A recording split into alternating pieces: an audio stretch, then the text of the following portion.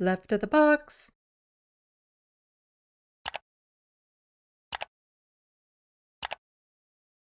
I got another shout out on the Majority Report today. Somebody called in, and it was so nice of them. And so I have it ready for people to listen to because why not?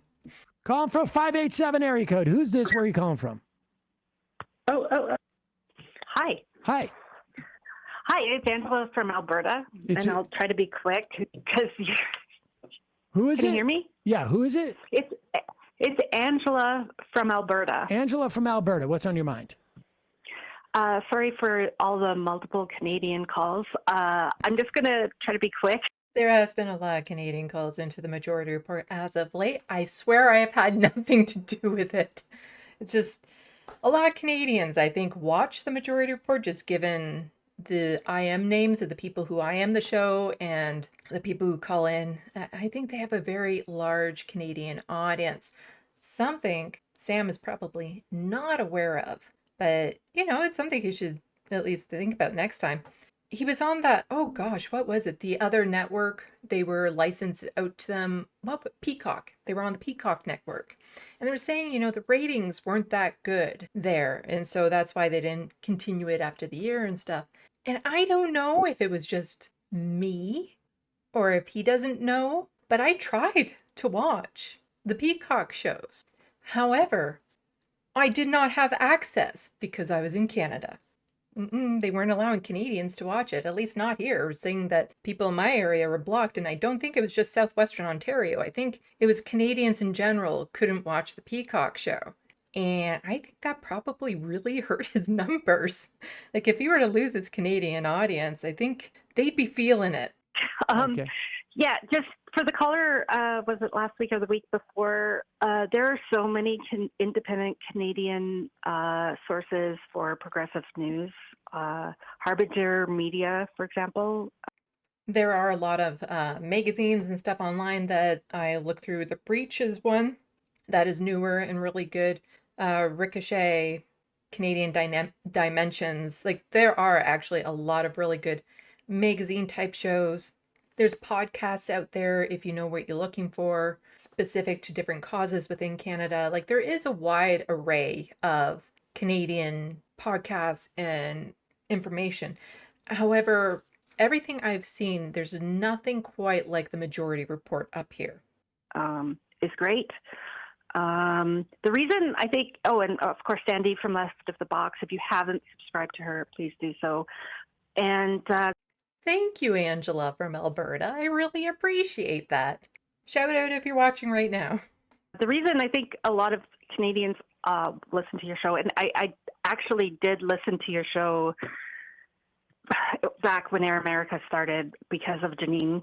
So sorry, but No, I would say that explains like why 98% of people did. Yeah. And the reason we're concerned is because we're seeing so much influence from.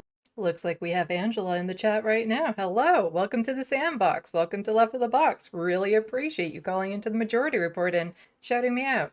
American politics. So, of course, I don't know whether you heard, Tucker was in my province.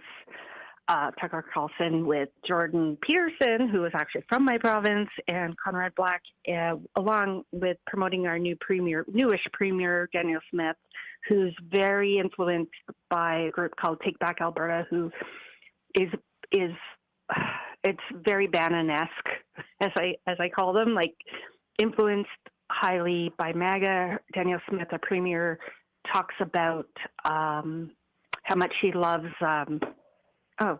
DeSantis, or however you say his name. And so I just want.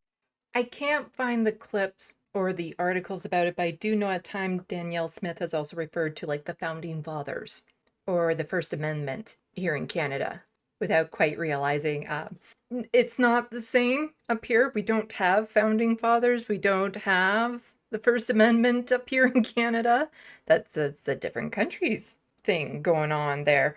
But I'm pretty sure she has said things along those lines. I just trying to find the articles and stuff sometimes can be a challenge when I'm doing this all on my own. Wanted to point that out. And lastly, I did send messages in about university censorship on pro-Palestinian works, and I was hoping to be able to send you guys a clip on what was going on here, but they didn't make it public, which is probably a good thing. But basically, we had an open house at the University of Alberta that talked about the issues of Palestine and censorship, and we found out that the local Jewish community was meeting with the university administration on a weekly basis as of November at some point. So this is probably the case with a lot of universities in North America right now, and it's concerning. And the censorship is not new.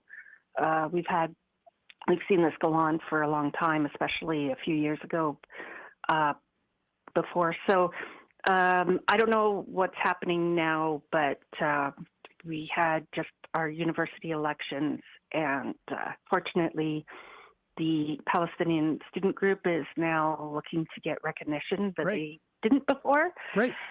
And lastly, just on that point, I think what you've been talking about with Palestine has been really great, and for progressive people on both sides of the border, keep coming out to events that talk about protests. We have weekly marches in Edmonton for calling for ceasefire in Palestine. We have had a few. We've had a few LGBTQ protests because the same premier just introduced a anti-trans bill under the guise of parental rights, banning any gender-affirming care below the age of 16. And that is unconstitutional in this country. That goes against the Charter of Rights and Freedoms, which means it would be challenged in court, which means if she wants to override that, she'd have to pull the notwithstanding clause, which isn't completely out of the question because that's what Scott Moe did in Saskatchewan when it came to outing trans students to their parents if they didn't feel comfortable coming out to their parents. So a lot of the right-winger politicians here, they like to talk a big talk about what they plan on doing when it comes to things like restricting rights and things of that sort. However, we are far better protected up here with our charters of rights and freedoms than I think Americans are with each individual state and everything that they have going on. So she says that she will try it. And even the attempts alone, like Pierre Poilievre's wanting to do basically the same thing, he's acknowledged it.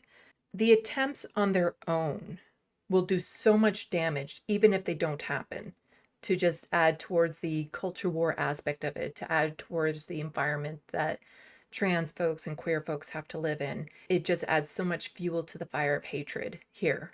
So it's yet to be seen how that will turn out, but it goes against our Charter of Rights and Freedoms. So it will be challenged. And between 16 and 18, only with parental consent. So we're seeing this influence, and it's a real problem. It's a real problem. Well, yeah, we're gonna. Yeah. Appreciate the call. Thanks. Thank you for taking my call. Thanks. Take care, Sam. Bye-bye. Okay, bye. By all means, Canadians, keep on calling in and IMing the show and mentioning me. And maybe one day I'll actually be asked, like, come on a Friday fun show or something. Or it'd be awesome to do something a little bit more regular even. I don't know. I dream big.